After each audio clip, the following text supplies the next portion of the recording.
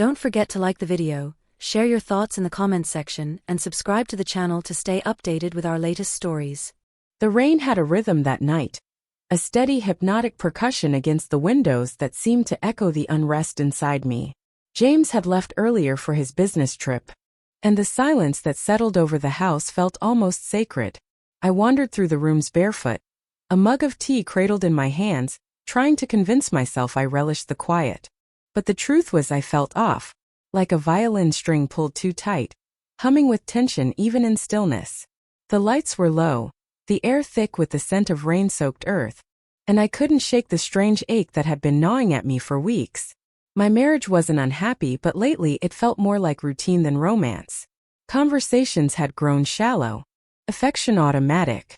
I told myself this was normal, that all couples hit a lull, but deep down I sensed something slipping. A slow erosion, silent and unspoken, as I stood by the window. And in my chest a quiet, persistent question stirred. Is this all there is?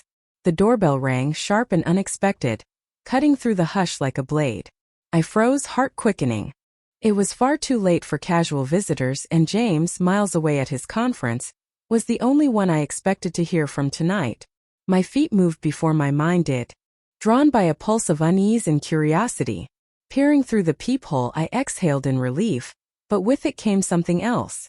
Confusion. Standing on the porch, soaked to the bone, was Elliot, James's best friend, our longtime confidant, the man who'd become a fixture in our lives, at barbecues, holidays, lazy Sunday dinners.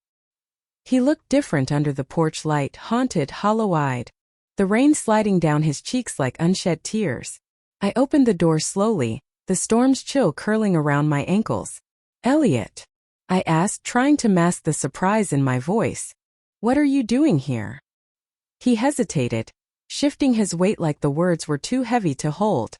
"I didn't know where else to go," he muttered. I needed someone." I stepped aside, heart thudding. His presence, familiar yet charged with something strange, upended the quiet sanctuary of my night. As he stepped inside, dripping and quiet, the air between us changed. The house no longer felt like my own. The rain outside no longer peaceful.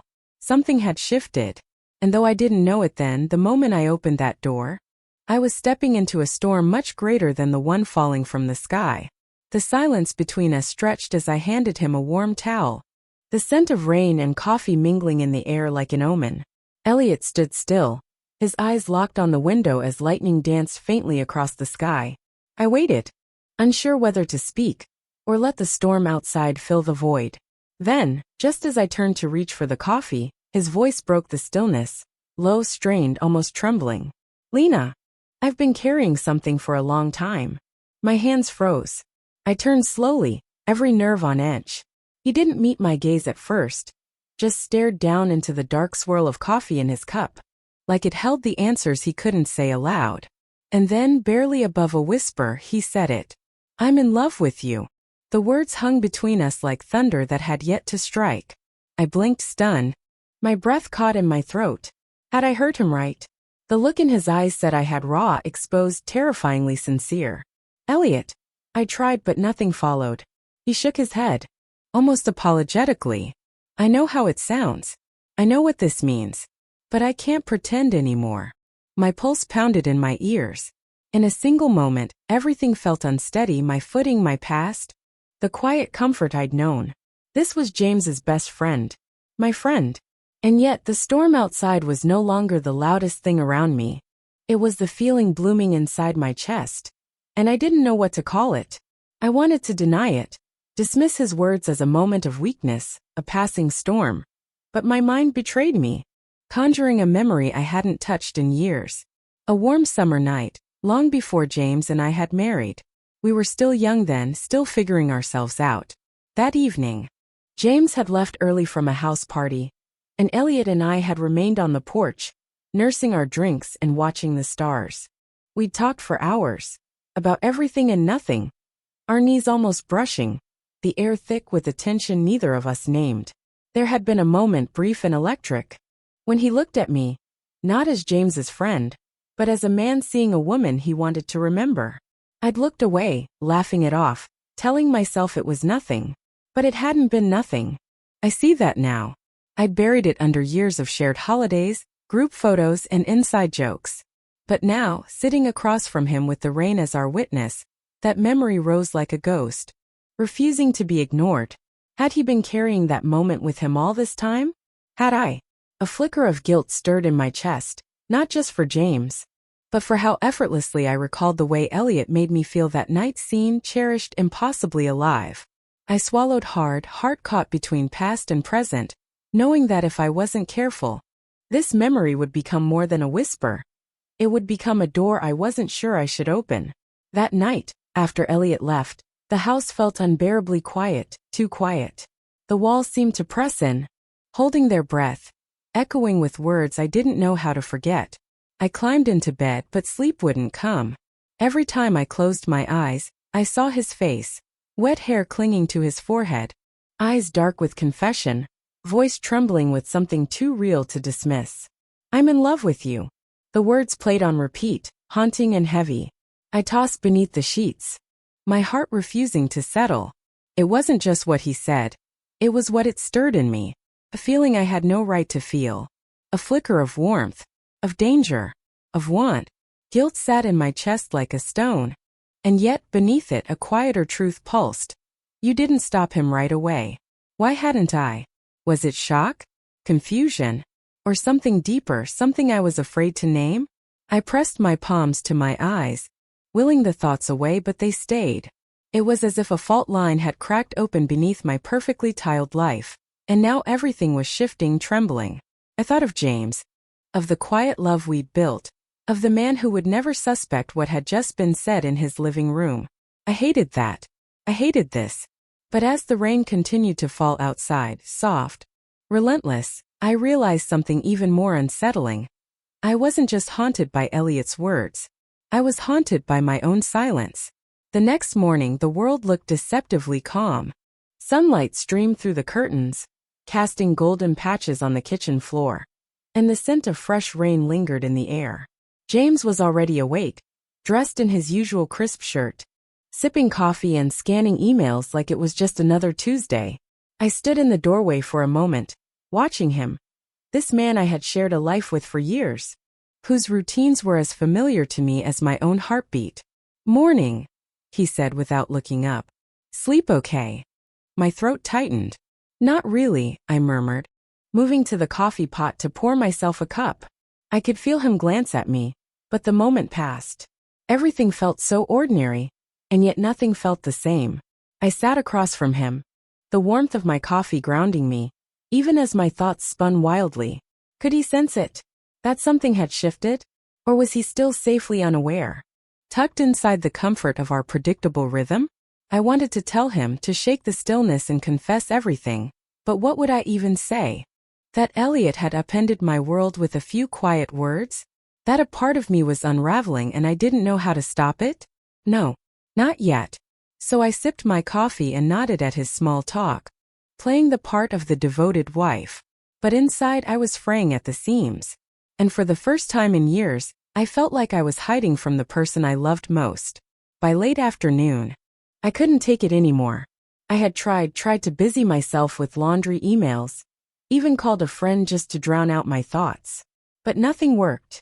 Elliot's confession kept circling back, carving space inside me I didn't know existed.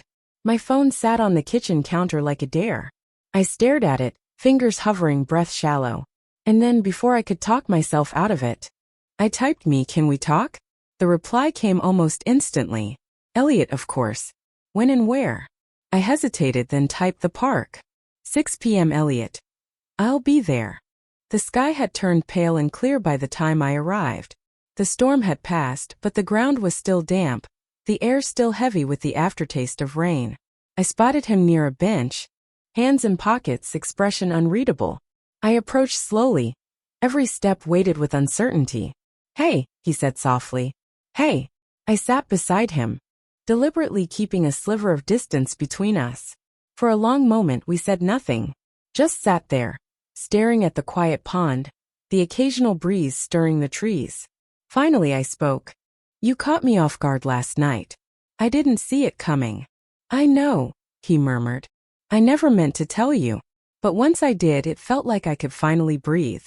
I looked at him. Really looked. And that's when I knew. This wasn't a storm that would pass quickly. It had roots. And now, so did the ache in my chest. I turned toward him, my voice low but steady. Elliot. I love my husband. The words felt like both a shield and a confession. He didn't flinch, didn't argue. He just nodded, a faint, resigned smile pulling at his lips. I know, he said quietly. And somehow that made it worse. There was no protest in him, no plea, only a quiet ache that made my heart twist. And I can't. I won't do anything to hurt him, I added, needing him to hear it out loud, needing myself to believe it. Elliot looked out at the water, his voice barely above a whisper. I'd never ask you to. The silence between us returned. But it was different now, heavier, filled with all the things we couldn't say. I looked down at my hands, twisting my wedding ring out of nervous habit. Then where does that leave us? His answer came slow, deliberate. That's up to you. I wanted to believe we could go back, that we could pretend this moment never happened and everything would return to its place. But I knew better. Things had changed. I had changed. There was something in me now that couldn't be buried again. Not entirely. And as much as I wanted to run back to the safety of what I knew, part of me understood that the choices I made next would shape everything that came after. I stood smoothing my coat, heart pounding. Goodbye, Elliot. He didn't try to stop me. And somehow, that made it even harder to walk away. The drive home was quiet, but my thoughts roared. The conversation with Elliot played on loop in my mind. Every word etched deeper with each passing mile. Guilt clawed at me. Not because I had done anything, but because I had felt something. A spark I hadn't invited, yet couldn't extinguish. By the time I pulled into the driveway, dusk had draped itself over the neighborhood, and the house glowed softly in the fading light. James was home. I lingered in the car a moment longer, bracing myself. Inside, the television hummed in the background, and the familiar scent of his cologne clung to the air. He looked up from the couch, beer in hand, and smiled. Hey, where were you? The park, I replied, carefully neutral. Not a lie, but far from the truth. He nodded without suspicion, patted the seat beside him. Come sit with me. I sat, feeling the warmth of his presence beside me. This was the man I had chosen, the life we had built. Solid, stable, real. And yet, as I leaned into him, something in me trembled. I studied his profile, the familiar slope of his nose, the furrow of his brow as he watched the screen. I love you, I whispered, the words more weighted than ever before. He turned surprised, then softened. I love you too, Lena. And in that moment I knew, no matter what Elliot had stirred, this was the love I was choosing. Not because it was easy, but because it was mine. In today's fast-paced world, emotional distance can quietly grow even in the most stable relationships. This story reminds us that temptation doesn't always come as betrayal. It often begins as unspoken feelings and subtle disconnection. The key is communication. Don't wait until silence becomes a stranger in your home. Talk. Be honest about your needs, your doubts, your longing. And when life presents you with a difficult choice, remember, true love isn't just about passion. It's about choosing someone every day, especially when it's hard. Stay present, stay connected, and guard the foundation you've built with intentional love.